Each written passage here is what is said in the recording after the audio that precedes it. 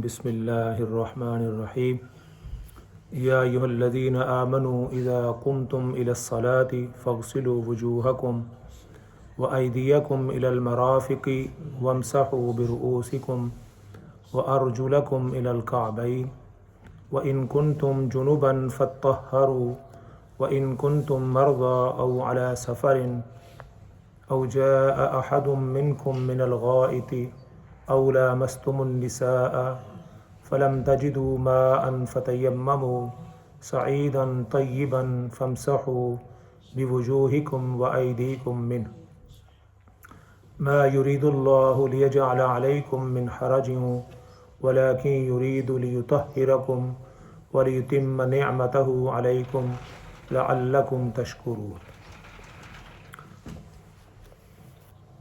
یہ چھٹا پارہ ہے اور سورۃ المائدہ ہے۔ اس کی ایک آیت کریمہ آپ حضرات کے سامنے تلاوت کی ہے۔ اس آیت کریمہ کے اندر اللہ رب العزت نے تین مسئلے بیان فرمائے ہیں، تین چیزوں کا ذکر فرمایا ہے۔ سب سے پہلے وضو کا مسئلہ بیان کیا ہے، پھر غسل کا مسئلہ بیان کیا ہے، اور اس کے بعد پھر تیمم کا مسئلہ بیان کیا ہے۔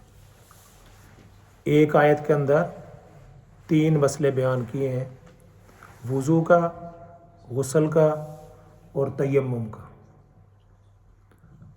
ارشاد فرمایا کہ اذا قمتم الی الصلاۃ فاغسلوا وجوہکم، کہ جب آپ نماز کے لیے کھڑے ہوں تو فاغسلوا وجوہکم، اپنے چہروں کو دھو لو۔ وضو کے اندر چار چیزیں فرض ہیں۔ کتنی چیزیں فرض ہیں؟ چار چیزیں فرض ہیں۔ سب سے پہلی چیز کا ذکر فرمایا فاغسلوا وجوہکم، اپنے چہروں کو دھو لو، پیشانی سے لے کر ایک کان کی لو سے لے کر دوسرے کان کی لو تک اور ٹھوڑی کے نیچے تک، جہاں سے گردن یہ گلا شروع ہوتا ہے اس اوپر، یہاں تک ایک فرض ہوا۔ اس کے بعد فرمایا کہ وَأَيْدِيَكُمْ إِلَى الْمَرَافِقِ، اپنے ہاتھوں کو کوہنیوں سمیت دھو لو۔ ہاتھ بھی دھونے ہیں اور کوہنیاں بھی دھونی۔ تیسرا فرض یہ بتایا وَامْسَحُوا بِرُؤُوسِكُمْ، اس کے بعد آپ نے کیا کرنا ہے؟ اپنے سر کا مسح کرنا۔ بعض علماء نے کہا کہ سارے سر کا مسح، اور امام ابو حنیفہ رحمۃ اللہ نے فرمایا کہ چوتھائی سر کا مسح۔ امام شافعی کہتے ہیں کہ اگر دو چار بالوں پر بھی ہاتھ آپ کا پھر جائے تو یہ مسح ہو جاتا ہے۔ تو سر کا مسح کرنا، وہ تو آپ کو پتہ کہ اپنے یہ تین انگلیوں کے ساتھ پانی لے کر اور آگے سے پہلے پیچھے لے جائیں پھر آگے لے آئیں۔ باقی ہاتھوں کو دھونا، ہاتھ کونی کو دینا دھونا، یہ تو آپ کو پتہ ہے۔ اور چوتھا فرض یہ برا فرمایا وَأَرْجُلَكُمْ إِلَى الْكَعْبَيْنِ، اور اپنے پاؤں کو دھونا ہے جو ٹخنے ہیں اس کے سمیت۔ کعبین، کعب کہتے ہیں جو یعنی سے خانہ کعبہ بھی کہتے ہیں، جو چیز ابری ہوئی ہوتی ہے اس کو کعب کہتے ہیں۔ تو یہ جو آپ کا ٹخنا ہے یہ بھی باقی جو پاؤں ہے اس سے ابرا ہوتا ہے تو اس کو کہتے ہیں کعب ایک اور کعبین، دونوں پاؤں کو دھونا۔ اب اس کے بعد شاہ فرمایا، اور چلو باقی باتیں بتاتے ہیں، باقی جو چیزیں ہیں جیسے کلی کرنا، ناک میں پانی ڈالنا، خلال کرنا، اور اس طرح پاؤں کا خلال کرنا، یہ ساری چیزیں سنت ہیں۔ کسی آدمی نے اگر صرف منہ دھو لیا، مسح کر لیا اور پاؤں دھو لی، اس کا وضو ہو گیا، اس نے فرض ادا کر دی۔ اور ایک بات وضو کے اندر یہ بھی ہے کہ وضو کے اندر نیت شرط نہیں ہے۔ وضو کے اندر نیت شرط نہیں۔ کوئی آدمی، فقہا نے کہا کوئی آدمی اپنا نہر کے اندر گیا، جا کے اس نے وہاں ایک غوطہ لگایا اور باہر آ گیا، سارا جسم اس کا گیلا ہو گیا، ہاں جی، کوئی چیز باقی نہیں رہی۔ جب آدمی چلا جائے کوئی چیز سوکھی تو نہیں رہے گی۔ اب اس کے بعد آ کر وہ نماز پڑھتا ہے، اس کا وہ وضو میں ہے، اس کا وضو ہے۔ ہاں اس کی وہ کہ کسی وجہ سے وضو ٹوٹا نہ ہو تو علیحدہ بات ہے، لیکن اس کا وضو ہو گیا. النیت لیست بشرط الوضو. کیا کہا؟ النیت لیست بشرط الوضو. لیکن وضو کے اندر نیت شرط نہیں ہے کہ میں وضو کرنے بھی جاؤں نیت کرے تو پھر جا کے وضو ہوگا. اس نے فرمایا کوئی آدمی بارش کے اندر گیا ہے، بارش اس پر پڑی ہے، سارا اس کا جسم بھیگا ہو گیا ہے، تو جس کے بعد جا کر نماز پڑھتا ہے تو اس کا وضو ہو گیا. ٹھیک ہے نا؟ یہ شاید آپ کو پہلے مسئلے نہ پتہ ہوں. ٹھیک ہے، اگر آدمی گیا ہے تو اس کے سارا بدن جو ہے پاؤں سمیت، جوتی اس طرح کی پہنی ہے کہ اس کے پاؤں کے اندر بھی وہ بھی جانا ضروری ہے. ٹھیک ہے نا؟ یہ نہ کہ کہیں گے مولوی صاحب نے کہا تھا جوتی سمیت ہی. ہاں، وہ پاؤں دھونے تو پتہ نا، پاؤں دھونے فرض ہے نا، اس پر بھی آپ کا پانی لگنا چاہیے، اس کو بھی وہ بھی گیلا ہو جائے تو پھر آپ کا وضو ہو گیا. ایک بات کئی لوگ مسئلہ یہ بھی پوچھتے رہتے ہیں، جی ہم نے غسل کیا تھا تو کیا اس کے بعد پھر وضو کرنا بھی ضروری ہے؟ نہیں. آپ کا غسل جب آپ نے کر لیا، غسل جو ہے وضو سے بڑی چیز ہے. غسل وضو سے بڑی چیز ہے. اگر آدمی گئے ہیں جا کر غسل کیا تو غسل کرنے کے بعد آپ نے آ کر نماز پڑھی ہے تو آپ کا وضو ہو گیا. اب دوبارہ وضو کرنے کی ضرورت نہیں. ایک مسئلہ لوگ اکثر یہ بھی پوچھتے رہتے ہیں، مول صاحب کیا ننگے جب آدمی ننگا ہو تو وضو ہو جاتا ہے؟ ٹھیک ہے نا، پوچھتے ہیں کئی لوگ کہ ہاں جی مول صاحب یہ بتائیں کہ جب آدمی ننگا ہو تو وضو ہو جاتا ہے. تو میں ان کو کہتا ہوں جب غسل ہو جاتا ہے تو وضو بھی ہو جاتا ہے. غسل تو اس سے بڑی چیز ہے. غسل آدمی ننگا ہو کے کرتا ہے نا، تو جب وہ آدمی جس کا غسل ہو جاتا ہے تو اس کا وضو بھی ہو جاتا ہے. اور وضو کے اندر دیکھیں کون کون سی چیزیں فرض ہوئیں؟ 4 فرض ہوئے. منہ کو دھونا، ہاتھوں کو کونیوں سمیت دھونا، سر کا مسح کرنا اور پاؤں کو دھونا. غسل میں کیا چیزیں فرض ہیں؟ غسل میں جو چیزیں وضو میں سنت تھی وہ فرض ہو گئی. مثال کے طور پر غسل کے اندر منہ کے اندر پانی ڈالنا اور غرارہ کرنا. اگر آپ کا وضو روزہ نہ ہو، جیسے رمضان میں کہتے ہیں نہ کرے گا، اگر اوپر کرے تو پانی نیچے جا، تو غسل کے اندر وضو جو ہے کلی کرنی یہ فرض ہے. اور اسی طرح ناک کے اندر پانی ڈالنا یہ بھی فرض ہے. تو وضو میں کیا یہ سنت ہے. کوئی آدمی نے صرف منہ دھویا اور ہاتھ پاؤں دھوئے ہیں، مسح کیا، اس کا وضو ہو گیا. لیکن کسی آدمی نے اپنی کلی نہیں کی، ناک میں پانی نہیں ڈالا، اس کا غسل نہیں ہوگا. ٹھیک ہے؟ تو یہ غسل اور وضو کن چیزوں سے ٹوٹتا ہے یا کب وضو کرنا چاہیے؟ تو اللہ تعالیٰ نے شاہ فرمایا وَإِن كُنتُم مَرْضَىٰ أَوْ عَلَىٰ سَفَرٍ أَوْ جَاءَ أَحَدٌ مِّنكُم مِّنَ الْغَائِطِ. کوئی آدمی بول و براز کے لیے گیا ہے، پیشاب کرنے کے لیے گیا ہے تو اس کا وضو ٹوٹ گیا. اسی طرح کسی آدمی کی ہوا نکل گئی ہے تب بھی وضو ٹوٹ جاتا ہے. اسی طرح کوئی آدمی ٹیک لگا کر سو گیا تو اس کا وضو ٹوٹ گیا. یعنی ٹیک لگائی کسی چیز کے ساتھ، کرسی کے ساتھ، دیوار کے ساتھ، اس نے ٹیک لگائی اور سو گیا تو اب اس کا وضو ٹوٹ گیا. لیکن کوئی آدمی ویسے بیٹھا ہے بغیر ٹیک لگائے، جیسے میں ابھی بیٹھا ہوں یا آپ حضرات بیٹھے ہیں، کسی کی ٹیک نہیں لگی، تو اگر آپ 2 گھنٹے بھی بیٹھے رہیں گے اور سوئے رہیں گے تو شریعت آپ کے وضو کو قبول کرتی ہے. وہ کہتی ہے آپ کا وضو نہیں ٹوٹا. ٹھیک ہے؟ لیکن ٹیک لگا کر ابھی 1 منٹ کے لیے بھی سو گیا تو شریعت کہتی ہے کہ آپ کا وضو ٹوٹ گیا. ٹیک لگانے سے یہ ہے کہ آدمی کا جسم سارا ڈھیلا پڑ جاتا ہے، تو اعضاء ڈھیلے ہو جاتے ہیں، تو اس سے امکان یہ ہوتا ہے وضو ٹوٹ سکتا. ضرور نہیں کہ اس کی ہوا نکلی ہو، لیکن امکان ہے. لیکن جب اس طرح آدمی بیٹھا ہو تو اس کا وضو ٹوٹنے کا امکان کم ہوتا ہے. اور اسی طرح ایک اور چیز ہے جس سے وضو ٹوٹ جاتا ہے. آدمی کسی کا خون نکل آیا ہے اور خون اتنا نکلا ہے کہ وہ اپنی جگہ سے بہہ گیا ہے، یعنی یہاں سے نکلا ہے تو بہہ کر نیچے چلا گیا، تو اب اس کا وضو ٹوٹ گیا.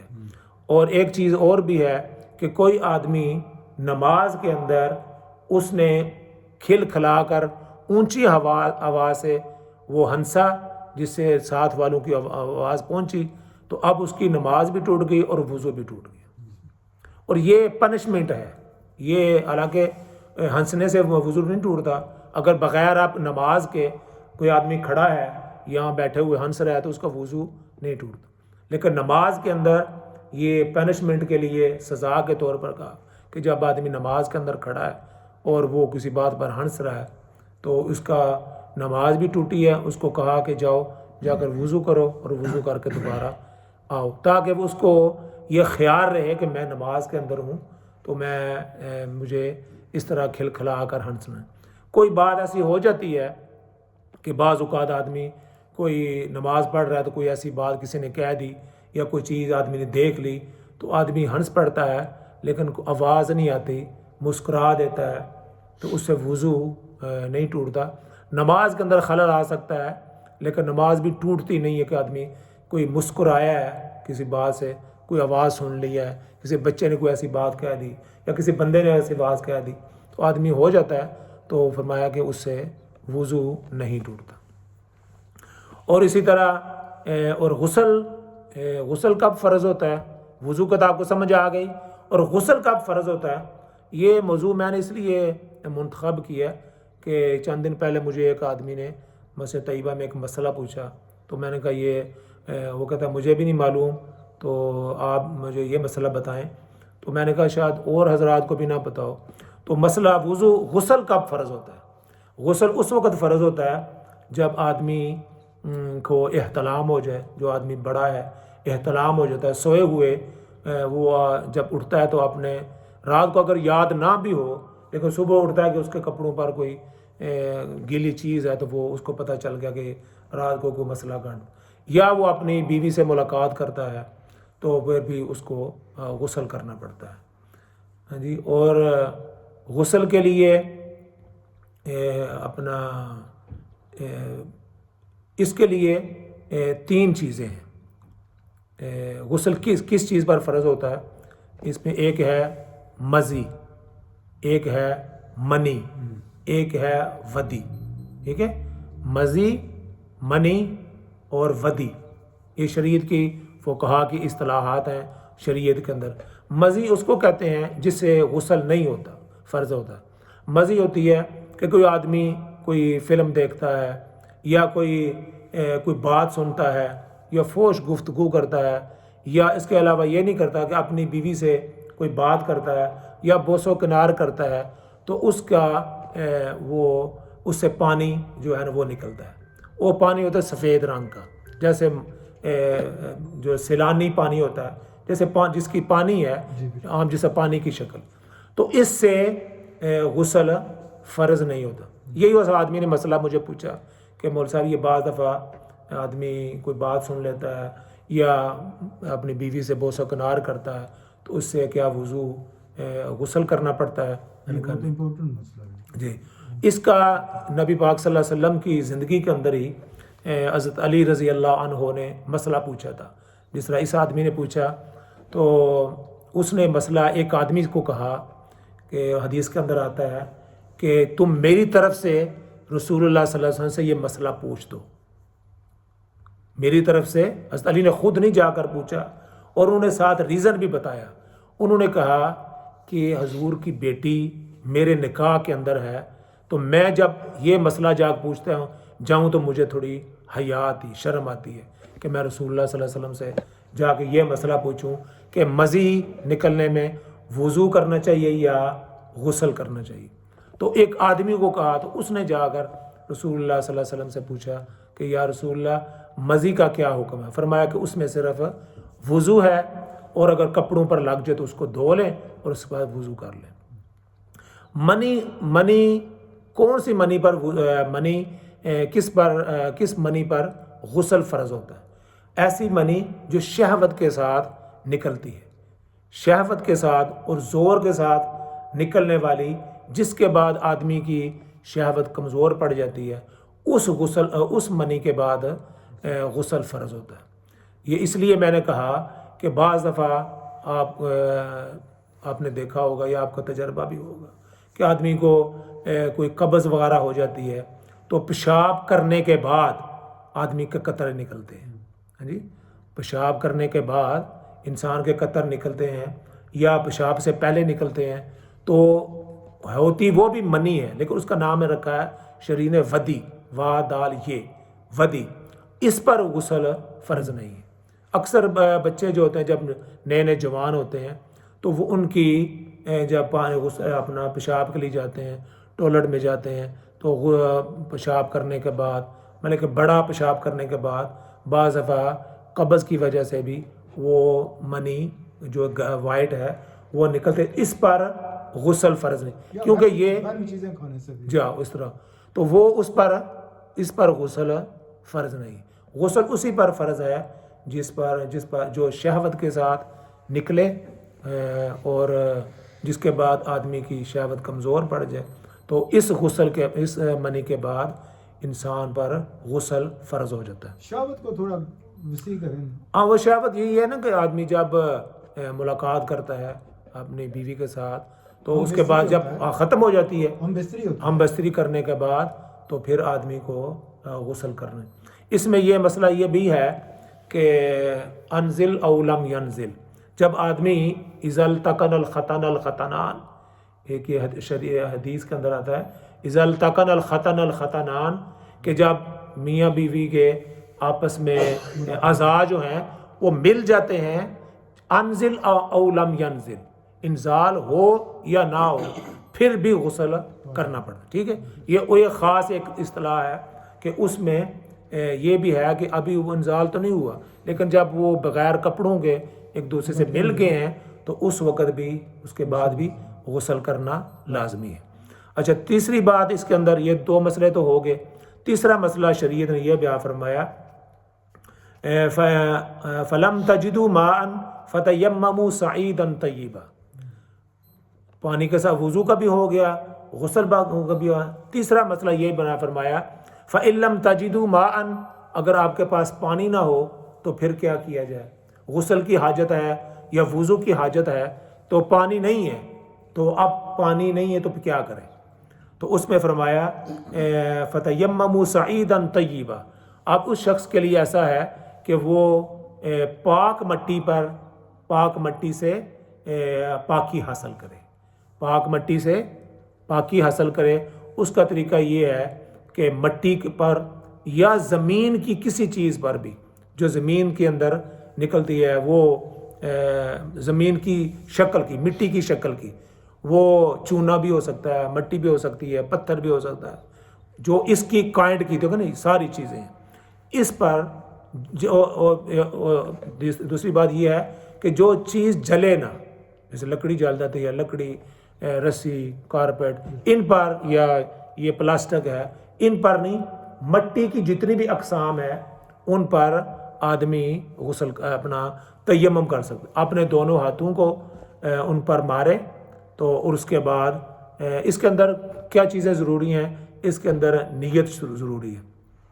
کوئی آدمی ویسے کر کے تو ایسا نہیں ہوگا، نیت یہ ہو کہ میں پاکی حاصل کرنے کے لیے وضو کرتا ہوں یا غسل کرتا ہوں۔ غسل کا اور وضو کا ایک ہی طریقہ ہے، ٹھیک ہے۔ اپنے دونوں ہاتھوں کو اس پر مارا جائے اور ایک مرتبہ یہاں سے لے کر سارے جس منہ پر ایک ہی گو میں سارے منہ پر ہاتھ پھیر لے تو یہ اس کا ہوگا منہ کا مسح، اور اسی طرح دوبارہ زمین پر مارے اور یہاں سے لے کر 3 انگلیوں سے لے کر یہاں تک کرتے کرتے اس طرف، اور پھر یہاں سے کرتے کرتے یہاں تک۔ یہ اس کا، اگر اس کو وضو کی ضرورت تھی تو اب وضو اس کا ہو گیا، اگر غسل کی ضرورت تھی تو اس کا غسل بھی ہو گیا، اسی میں اس کا غسل بھی ہو گیا اور وضو بھی ہو گیا، ٹھیک ہے۔ اب یہ وضو، یہ غسل، یہ جو تیمم کیا یہ کن چیزوں سے ٹوٹے گا؟ جس سے وضو ٹوٹ جاتا ہے۔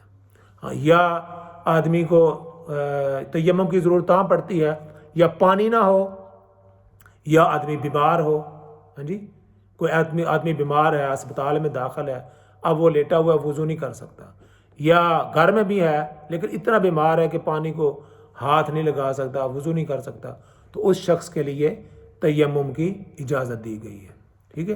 تو یہ 3 جو مسئلے ہیں اللہ رب العزت نے اس میں ارشاد فرمائے ہیں فَامْسَحُوا بِوُجُوهِكُمْ وَأَيْدِيَكُمْ، اور یہ اپنے چہروں پر مل لو اور اپنے ہاتھوں پر، یہ صرف ہاتھوں کا اور منہ کا، ٹھیک ہے۔ صرف 2 اس کے اندر چیزیں ضروری ہیں، منہ پر ہاتھ پھیرنا اور اسی طرح ہاتھوں پر ہاتھ پھیرنا۔